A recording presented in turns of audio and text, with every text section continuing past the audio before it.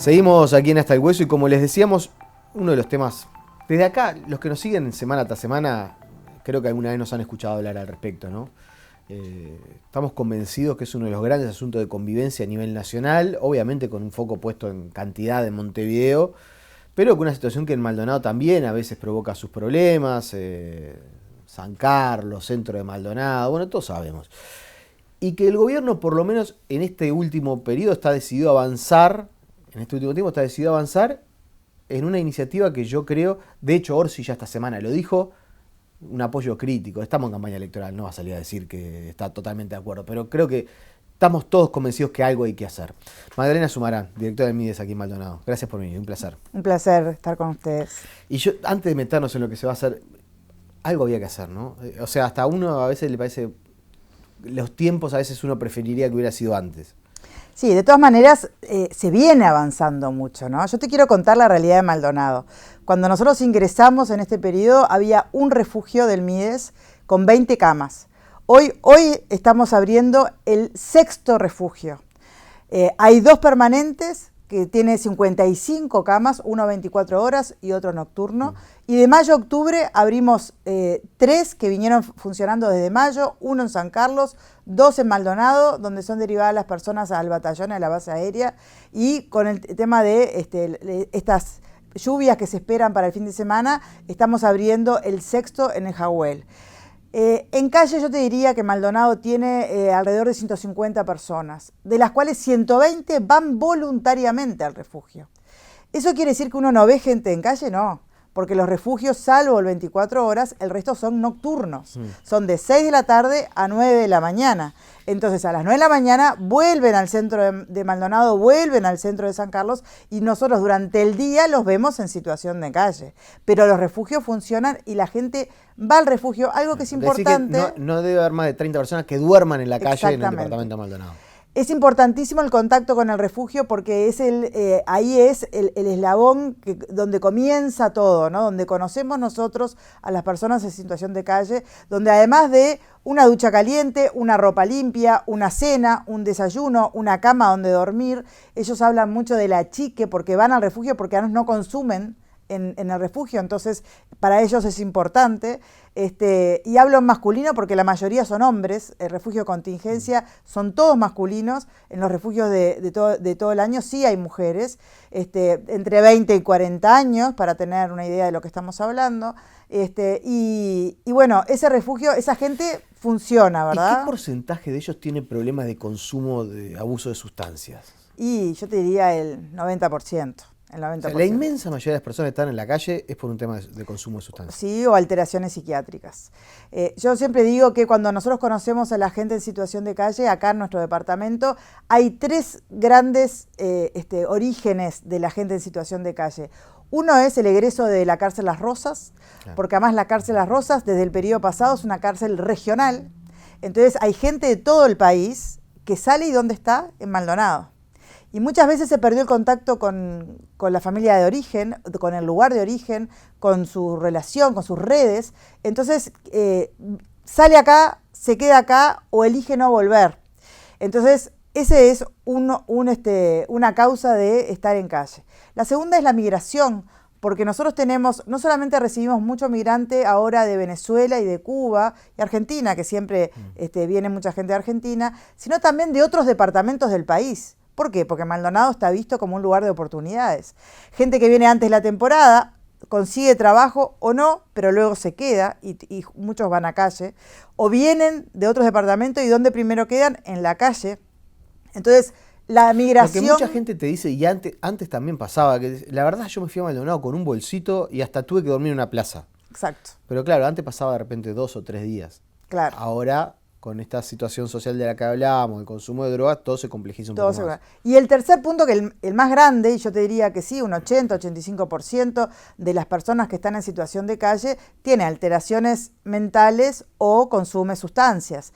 Y bueno, esa es la realidad, ¿no? Porque además que estar en calle es el resultado de un proceso. No es que una persona dice, me quedo en calle, da un portazo y se va a vivir a la calle. Generalmente es un proceso y muy doloroso, donde se desvinculan de sus afectos, se desvinculan de las familias y bueno, y terminan en la calle, ¿no? Empecemos a desgranar un poco lo que va a acontecer. Yo digo lo que va a acontecer desde la semana que viene porque sé que se han hecho cosas en San Carlos este viernes, pero digamos que como punto oficial a partir del próximo... Cuando empiece septiembre, el lunes empezamos acá en Maldonado a vivir esta nueva etapa. Contémosle primero a la gente qué es lo que vamos a vivir, qué es lo que se va a ver y qué es lo que uno puede hacer como ciudadano para también colaborar en esto. Claro, empiezo por el final. Para nosotros la llamada al vecino es fundamental, porque son nuestros ojos en la sociedad. Entonces, cuando una persona encuentra a una persona en situación de calle, nosotros le pedimos que llame al 911, porque en el interior no tenemos equipo de calle o teléfono de calle. A veces figura un 0800 que es Montevideo. Claro. En el interior, al 911. Si está de un teléfono fijo, mejor, porque es 42911, cae en Maldonado. Y dice dónde está la persona en situación de calle, concretamente en qué lugar físico. Para nosotros eso nos ayuda muchísimo, porque esas personas que no van al refugio voluntariamente, a veces a nosotros nos cuesta detectar dónde están, porque saben de repente resguardarse en un porche o abajo de algún techito. Entonces que nosotros nos digan, nos denuncien dónde está la persona es muy importante. También hacer un análisis de cuáles son... A ver, esta ley es una herramienta más que nosotros vamos a tener. Hasta ahora nosotros teníamos la ley de faltas, que te decía que si hay una persona que ocupa un lugar o pernocta en un lugar público, es la policía o es la intendencia que tiene que intimar a que desaloje, y es una falta y por lo tanto tiene una sanción de una actividad comunitaria. O si no, teníamos la ley del 2011, que es a la que se le agregó este inciso, que decía que cuando había riesgo de muerte... Cuando había riesgo de muerte en una persona, ahí sí se podía internar compulsivamente. ¿Qué agregó esta ley? Que no solamente por riesgo de muerte, sino que cuando uno detecta que la persona no tiene afectado su juicio por consumo de sustancia o por patologías psiquiátricas, y eso es un riesgo para sí mismo o para tercera persona. Ejemplo, una persona violenta. Estamos ante la aplicación de la ley. Ejemplo, una persona que camina desnudo en pleno invierno en algún lado y obviamente le puede venir hipotermia. Bueno, esas personas que tienen alterado su juicio es la que podemos internar compulsivamente. ¿Qué tiene que hacer? Llamar al 911 y denunciarlo. Nosotros, el 911 o el vecino en una oficina del MIDES, concurrir a una oficina del MIDES y hacer la denuncia. Nosotros vamos a ese lugar, encontramos a la persona y abrimos el protocolo que se votó la semana pasada. ¿Qué quiere decir esto? Que nosotros ya tenemos coordinado con ACE, nos comunicamos con la dirección de ACE en Maldonado y nos van a mandar un médico con una ambulancia correspondiente hacia el lugar donde está la persona. Entonces nosotros ahí vamos a coordinar también con el Ministerio del Interior para estar presentes. ACE, el Ministerio del Interior y el MIDES. Ahí el médico va a constatar que estamos ante un caso de aplicación de la ley, va a hacer una certificación médica y se va a trasladar, depende de la situación, si es con la ambulancia solo o si es con la ambulancia y el policía, hacia el hospital. Entonces ahí comienza esta etapa de recuperación. En Montevideo, los primeros días de aplicación de la ley hubo alguna polémica. ¿Qué pasa con las personas que a veces están en situación de calle y tienen realmente muchas pertenencias en esos lugares? ¿Qué se hace? Bueno, ahí vamos a tener que adecuarnos al momento, a cada caso, ¿no? Nosotros sabemos que para las personas en situación de calle sus cosas son muy importantes, porque es lo único que tienen. Buscaremos guardarlas en algún lugar porque sabemos que es importante. Ahí nos vamos a tener que adecuar a cada caso, sin duda. Claro, ¿no? Se analiza el caso. Lo bueno de estar... No tiene horario, ¿no? Tiene por qué ser de noche. No. Ni tiene por qué ser una ola de frío, ni tiene por qué ser... No, la ley es la ley y se aplica a las 24 horas. No tiene por qué ser de noche. Porque la gente está acostumbrada de repente a, bueno, sí, hay ola de frío, hay tormenta, hay gente en calle, llame al 911. Pero esto no es solamente para eso. No, ahí se mezclan dos cosas, ¿no? Si alguien, nosotros recibimos muchas llamadas de que hay gente en calle, pero hay que saber que para ir al refugio los refugios de invierno son de 6 de la tarde a 9 de la mañana. Entonces, durante el día vamos a ver gente en situación de calle. Lo que no quiere decir que llamen y los vayamos a buscar, sino que, a ver, ahí nos vamos a acercar hacia la persona. Nosotros conocemos, de los 120 personas que todos los días van al refugio, generalmente las conocemos o tenemos una referencia. Entonces, si es las personas que nosotros ya conocemos y que voluntariamente van al refugio y que no tienen su juicio afectado por los psicofármacos o por una patología psiquiátrica, no pasa nada, está en la calle y va a seguir en la calle hasta las 6 de la tarde. Después está el otro escenario. ¿Qué atención se le va a dar a esa persona? Bueno, lo primero es compensar a estas personas, porque nosotros vemos mucha gente que está violenta, pero cuando una recibe la medicación que tiene que recibir, lo trata el psiquiatra, lo medica, tiene unos días de compensación, después uno puede empezar a tratar con esa persona, empezar a dialogar, y ahí tenemos en el MIDES, después de la Ley de Salud Mental y después de lo que se votó para salud mental en la última rendición de cuenta, tenemos cupos en distintas instituciones privadas que el MIDES paga el cupo, para que empiecen ese proceso de recuperación. Tenemos casas de medio camino y tenemos casas de largo camino, donde se internan y empiezan la recuperación, depende de la patología que tengan, ¿verdad? Si es adicciones o si es salud mental. Y eso también es más allá de la voluntad de la persona. No. Ahí tienen que estar de acuerdo la persona. O sea que lo primero es compensarlo, y eso es la primera línea de atención. Eso va a ser en el Hospital de San Carlos o en el Hospital de Maldonado. Se va a compensar, lo va a tratar un psiquiatra, y una vez que esté compensado es que ahí hay que decidir qué pasa con ese paciente. Ya no está como para estar en el hospital. No está para ocupar esa cama en el hospital, que siempre hay gente que la necesita. Lo que ahí hay que resolver es si se deriva a otra institución o si vuelve. Si está en calle, va a volver a calle, pero no en el estado que tenía afectado su juicio, como estaba antes, ¿no? Claro.